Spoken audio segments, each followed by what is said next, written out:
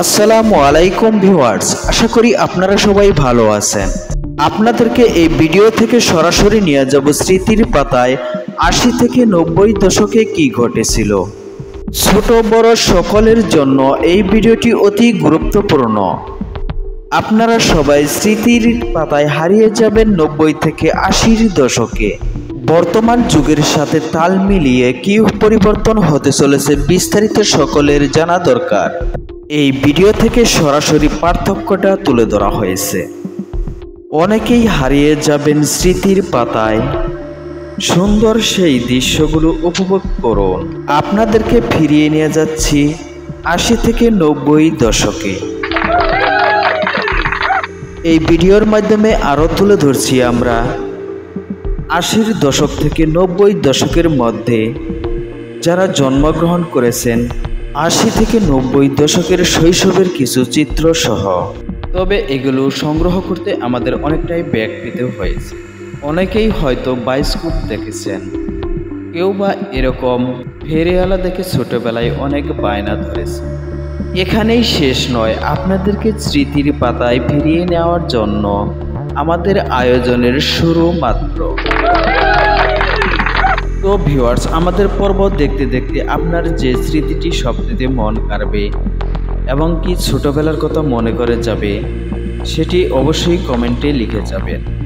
মূলত এই ভিডিওটি তৈরি করার উদ্দেশ্য নতুন এই প্রজন্মকে অতীত চিনিয়ে দেওয়া এবং সেই সাথে আমরা যারা ৯০ কিংবা ৮০ দশকের তাদের ছোটবেলার স্মৃতি কিংবা অতীতের স্মৃতি মনে করিয়ে দেওয়া।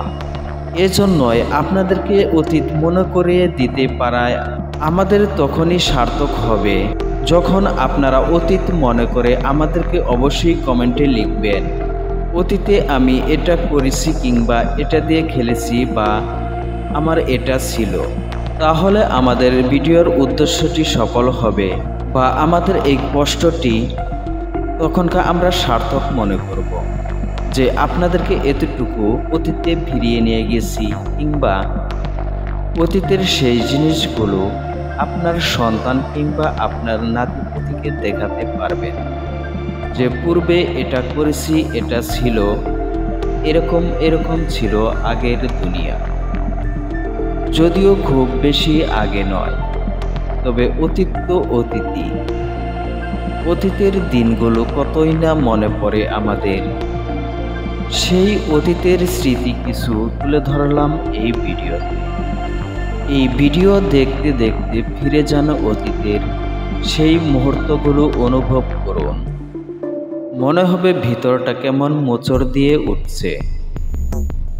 আমরা এই ভিডিওর মাধ্যমে আপনাদেরকে কতটুকু মনে করিয়ে দিতে পেরেছি সেটা অবশ্যই কমেন্টে লিখে যাবেন। যেমন কোসকো সাবান এখনো মাঝে মাঝে পাওয়া যায়,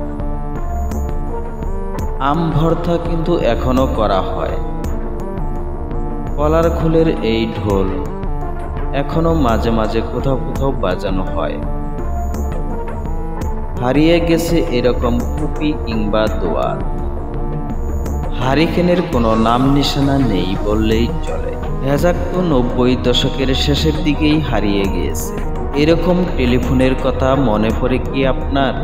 খরা এখনো দেখা যায় গ্রাম বাংলায়। অতীত সে তো ফিরবে না কখনো, তবু মনে পড়ে বারবার টানে অতীতের পিছু টান। বর্তমানে উন্নত প্রযুক্তি ব্যবহারে হারিয়ে গেছে গরুর হাল।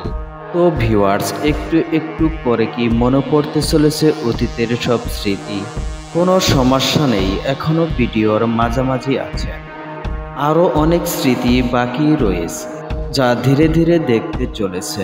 তো ভিউয়ার্স, এখানে কিছু গুরুত্বপূর্ণ তথ্য রয়েছে যা এখনো কিছু কিছু জেলায় বহাল রয়েছে, তবে অনেক জেলা থেকেই বিলুপ্ত হয়ে যাওয়ার কারণে আমরা সেই স্মৃতিগুলিও কিন্তু তুলে ধরেছি। এই ভিডিওটি আমরা যখন তৈরি করছি তখন রাত্রি 12টা বাজে। এজন্যই আমার কথা বলতে মাঝে মধ্যে কিছুটা সমস্যা হচ্ছে, যার কারণে আন্তরিকভাবে দুঃখিত। তো আমার এই ভিডিওটি শেষ করতে করতে রাত্রি প্রায় 1:30টা বাজতে পারে। তো আমি এই ভিডিওটি এডিটিং শুরু করেছিলাম রাত্রি 10:30 থেকে। তো আন্তরিকভাবে দুঃখিত ভিডিও প্রসঙ্গ ছেড়ে যাওয়ার কারণে। ৮০ থেকে ৯০ দশকের মধ্যে বৃষ্টি নিয়ে কোনো গান মনে পড়লে অবশ্যই কমেন্টে লিখে যাবেন। যেমন বৃষ্টি পড়ে টাপুর টুপুর পায়ে দিয়ে সোনার নুপুর, যা বর্তমানে আধুনিক গানের চাপে হারিয়ে গেছে বহু দূরে। আমরা এই ভিডিওর মাধ্যমে আপনাদেরকে কতটা স্মৃতির পাতায় নিয়ে যেতে পেরেছি তা আপনারা কমেন্ট করলেই কিন্তু আমরা বুঝতে পারবো। আপনাদের কমেন্টের মাধ্যমে আমাদের ভিডিওর সার্থকতা রয়েছে। তো ভিউয়ার্স, আপনাদেরকে যদি কিঞ্চিত স্মৃতির পাতায় নিয়ে যেতে পারি তাহলে অবশ্যই কমেন্ট করে যাবেন। এই ভিডিওটি এডিটিং করতে আমাদের ৩ থেকে ৪ ঘন্টার উপরে সময় লেগে যাচ্ছে। আমাদের কিন্তু এই ফুটেজগুলো বিভিন্ন সাইট থেকে কালেক্ট করা হয়েছে।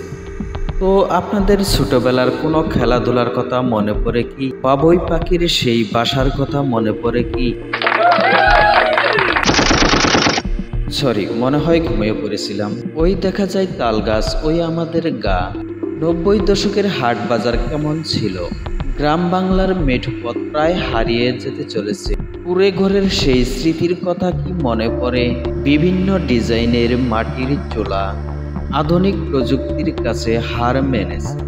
অতিথি পাখি সহ দেশীয় পাখি অনেকটাই কমে গেছে। পরিবর্তন হচ্ছে পৃথিবী, বাড়ছে উষ্ণতা, কমে যাচ্ছে গাছপালা, পরিবর্তন হচ্ছে জলবায়ু।